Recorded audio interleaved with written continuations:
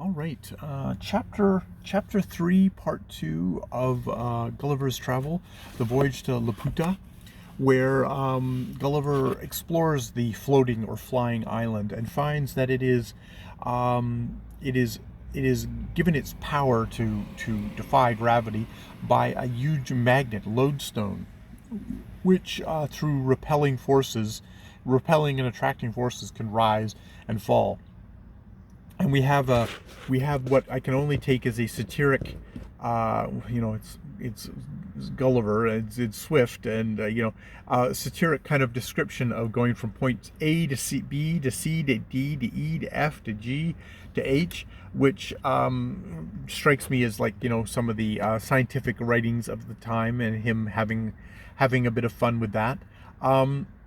It talks about how the island only seems to be able to have the power of floating within what are basically the domain of the island, which is why we haven't seen floating islands all over the world. That there's some sort of strange mineral or something in these particular dominions of the king of Laputa that allow the ship to do it. They can go that far, and they can only go. Is it 4 miles high? I think it's 4 miles high, which I wonder what the air is like up at 4 miles. I can't remember if that's particularly that high or not. I'd have to look at that. But it can only go up that high, probably because that's as far as you can repel from whatever's in the earth, and then it loses its power to actually lift the island anymore. They talk about how the king rules all of these lands that he can fly around and gets tributes from them.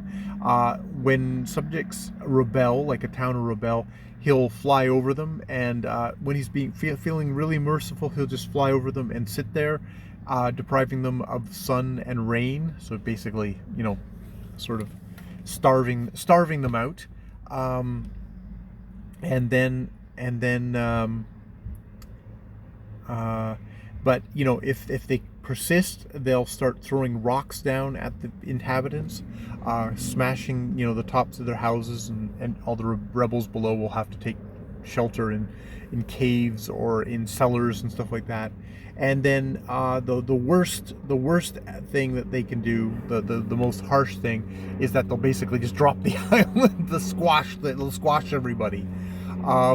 However, it turns out a lot of the big cities, knowing that fact, have a tendency to have like a big rock or some spire at the top of their in the city, which might possibly pierce the adamant, which is super thick. It's super thick adamant, which I guess is where we get adamant. I don't think it's an actual thing. I should actually look up the word.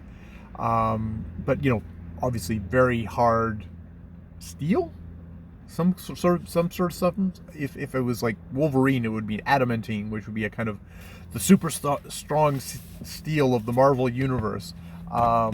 So yeah, so they've done that, and apparently what's happened is that in one town, what they did was, just a couple of 4 years ago, I think it was, as soon as the king had left there from the thing, they seized the governor and hurriedly constructed like 4 huge towers all around another huge tower there, with their own lodestones on the top of each one.